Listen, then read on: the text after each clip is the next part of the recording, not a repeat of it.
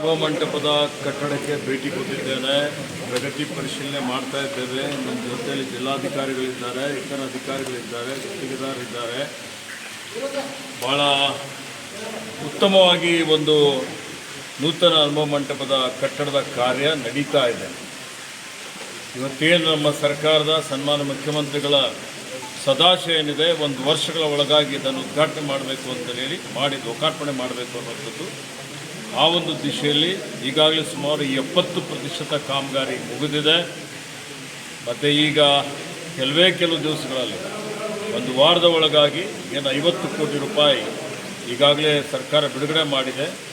ಆ ಹಣನೂ ಇವತ್ತು ದಿವಸ ಹಣಕಾಸಿನ ಯಾವುದೇ ರೀತಿಯ ಕೊರತೆ ಇಲ್ಲ.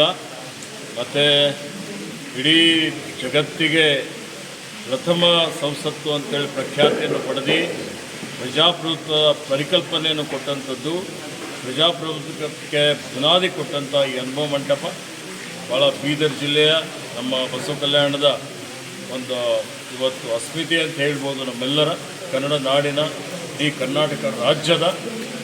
ಹೀಗಾಗಿ ಇದನ್ನು ಭಾಳ ಮುಂಬರುವಂಥ 1 ವರ್ಷದ ಒಳಗಾಗಿ ಪೂರ್ಣಗೊಳಿಸಿ ಇದನ್ನು ಲೋಕಾರ್ಪಣೆ ಮಾಡ್ತೀವಿ ಅನ್ನುವಂಥ ಮಾತನ್ನು ಹೇಳುತ್ತಾ, ಇವತ್ತು ಹಿಂದೆ ನಮ್ಮ ಲಿಂಗಿಕ ಚನ್ನಬಸವಪುಟ್ಟ ದೇವರ ಏನೋ ಒಂದು ಕನಸಿತ್ತು, ನಮ್ಮ ತಂದೆಯವರ ಪೂಜ್ಯ ಭೀಮಣ್ಣ ಖಂಡ್ರೆಯವರ ಕನಸಿತ್ತು, ನೂತನ ಅನುಭವ ಮಂಟಪ ಆಗಬೇಕು ಅಂತ ಹೇಳಿ. ಅದಕ್ಕೆ ಇವತ್ತು ಮಾನ್ಯ ಸಿದ್ದರಾಮಯ್ಯಜಿಯವರು ಮತ್ತು ನಮ್ಮ ಸರ್ಕಾರ ಅದನ್ನು ಪೂರ್ಣಗೊಳಿಸಲಿಕ್ಕೆ ಬದ್ಧರಾಗಿದ್ದಾವೆ. ಮತ್ತು ಇದರ ಮುಖಾಂತರ ಜಗತ್ತಿನಲ್ಲಿ ಒಂದು ರೀತಿಯಲ್ಲಿ ಸಾಮರಸ್ಯ, ಸಹೋದರತ್ವ, ಸಹಬಾಳ್ವೆ ಮತ್ತು ಜಾತಿರಹಿತವಾದಂಥ ಸಮಸಮಾಜ ನಿರ್ಮಾಣ ಮಾಡಲಿಕ್ಕೆ ಇದು ನಾಂದಿ ಆಗಲಿ ಅನ್ನುವಂಥ ಮಾತನ್ನು ಹೇಳಲಿಕ್ಕೆ ಬಯಸ್ತೀನಿ. ಸರ್, ಈಗ ಸರ್ ಅಮೌಂಟ್ ಪರಿಷ್ಕೃತ ಅಮೌಂಟ್ ಎಷ್ಟಿದೆ ಸರ್ ಅನುದಾನ? 742 ಕೋಟಿ ಅಲ್ವಾ? 742 ಕೋಟಿಗೆ ಪರಿಷ್ಕೃತ ಅಂದಾಜು ಪಟ್ಟಿಗೆ ಸಚಿವ ಸಂಪುಟದಲ್ಲಿ ನಾವು ಅನುಮೋದನೆಯನ್ನು ಕೊಟ್ಟಿದ್ದೇವೆ. ಇಲ್ಲಿವರೆಗೆ ಎಷ್ಟು ಬಿಡುಗಡೆ ಆಗಿದೆ ಸರ್? ನೋಡಿ, ಇಲ್ಲಿವರೆಗೆ ಸುಮಾರು 300 ಕೋಟಿ ರೂಪಾಯಿ ಹಣ ಖರ್ಚಾಗಿದೆ. ಈಗ ಇನ್ನೂ 50 ಕೋಟಿ ರೂಪಾಯಿ ಬಿಡುಗಡೆ ಆಗಿದೆ. ಇನ್ನೂ 100 ಕೋಟಿ ಹತ್ತಲಿ ಇನ್ನೂ ಎಷ್ಟು ಕೋಟಿ ಬೇಕಾದರೂ ಸರ್ಕಾರ ಅನುದಾನ ಹಣ ಕೊಡಲಿಕ್ಕೆ ಮಾನ್ಯ ಮುಖ್ಯಮಂತ್ರಿಗಳು ಸಿದ್ಧರಿದ್ದಾರೆ. ಮತ್ತು ಅನುಭವ ಮಂಟಪದ ಕಾಮಗಾರಿ ವೇಗದ ಗತಿಯಲ್ಲಿ ಗುಣಮಟ್ಟದ ಕಾಮಗಾರಿ ನಡೀತಾ ಇದೆ. ಸಾಕಷ್ಟು ಯೋಜನೆಗಳು ಬಸವ ಕಲ್ಯಾಣ ಬರ್ತಾ ಇದ್ದಾರೆ, ಆದರೆ ಮೂಲಭೂತವಾಗಿ ರಸ್ತೆನೇ ಇಲ್ಲಿ ಸರಿಯಾಗಿಲ್ಲ ಸರ್. ಬಸವ ಕಲ್ಯಾಣ ನೋಡಿದ್ದೇನೆ, ರಸ್ತೆ ಭಾಳ ಗುಂಡಿಗಳು ಬಿದ್ದಿದ್ದಾವೆ, ಮಳೆ ಭಾಳ ಜಾಸ್ತಿ ಆಗಿದೆ. ಮತ್ತೇನು ಗುಣಮಟ್ಟದ ರಸ್ತೆಗಳು ಮಾಡುವಂಥ ದೃಷ್ಟಿಯಿಂದ ಈಗಾಗಲೇ DC ಅವರಿಗೆ, AC ಅವರಿಗೆ ಇದ್ರ ಬಗ್ಗೆ ಒಂದು ಸಂಪೂರ್ಣ ಮಾಹಿತಿ ಕೊಡಲಿಕ್ಕೆ ಹೇಳಿದ್ದೇನೆ. ಸರ್ ರಾಯರೆಡ್ಡಿ ಅಂತಾರ, ಲಿಂಗಾಯತ ಧರ್ಮನೇ ಅಲ್ಲ, ಜಾತಿನೇ ಅಲ್ಲ ಸರ್. ಈಗ ನಾನು ಅನುಭವ ಮಂಟಪಕ್ಕೆ ಬಂದಿದ್ದೇನೆ.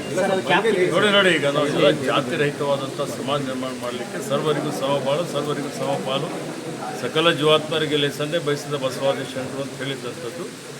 ಇವತ್ತು ಅದನ್ನು ಜಾರಿಗೆ ತರುವಂಥ ರೀತಿಯಲ್ಲಿ ನಾವು ಕೆಲಸ ಕಾರ್ಯ ಮಾಡ್ತಾ ಇದ್ದೇವೆ.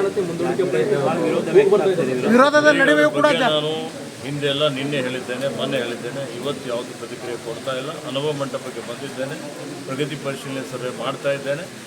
ಮತ್ತು ಇದು ಮಾಡಿ ಇವತ್ತು ಶರನ್ನವರಾತ್ರಿ ದಸರಾ ಒಂದು ದರ್ಬಾರ್ ಕಾರ್ಯಕ್ರಮಕ್ಕೆ ಪರಮ ಪೂಜ್ಯ ರಂಭಾಪುರಿ ಜಗದ್ಗುರು ಬಂದಿದ್ದಾರೆ. ಆ ಕಾರ್ಯಕ್ರಮಕ್ಕೆ ಈಗ ಹೋಗಿ ಉದ್ಘಾಟನೆ ಮಾಡೋನಿದ್ದೇನೆ. ಅಲ್ಲಿ ಬೇಕಾದ್ರೆ ಮತ್ತೆ ಸರ್ ಪರಿಷ್ಕಟ್ಟೆ ಸಂಬಂಧಪಟ್ಟಾಗ ಸರ್, ಪರಿಷ್ಕಟ್ಟೆ ಈಗಾಗಲೇ 29 ಕೋಟಿ ರೂಪಾಯಿ ಖರ್ಚಾದರೂ ಕೂಡ ಇನ್ನೂ ತಗಡಿನ ಚಟ್ನಾಗ ಇದೆ ಸರ್. ಅನುಭವ ಮಂಟಪ ಒಂದು ಕಡೆ ಅಭಿವೃದ್ಧಿ ಆಗ್ತದೆ. ಪರಿಷ್ಕಟ್ಟೆದು ಇವತ್ತು ವಿನ್ಯಾಸ ಮಾಡಲಿಕ್ಕೆ ಸೂಚನೆ ಕೊಟ್ಟಿದ್ದೇನೆ. ಅದರದ್ದೇನು ಇವತ್ತು ನಿವೇಶನ ಇತ್ತು, ಜಮೀನಿತ್ತು, ಈಗಾಗಲೇ BKD ಬೇಸ್ನಲ್ಲಿ ಮ್ಯೂಟೇಷನ್ ಆಗಿದೆ. ಅದರ ಅಭಿವೃದ್ಧಿಯನ್ನು ಮಾಡ್ತೇವೆ ಸರ್. ಬಿಡುಗಡೆ ಆಗಿರ್ತಕ್ಕಂಥ ಅನುಭವ ಮಂಟಪದ ಜೊತೆಯಲ್ಲಿ ಬಸವ ಕಲ್ಯಾಣದ ಸಮಗ್ರ ಅಭಿವೃದ್ಧಿ ಮಾಡ್ತೇವೆ.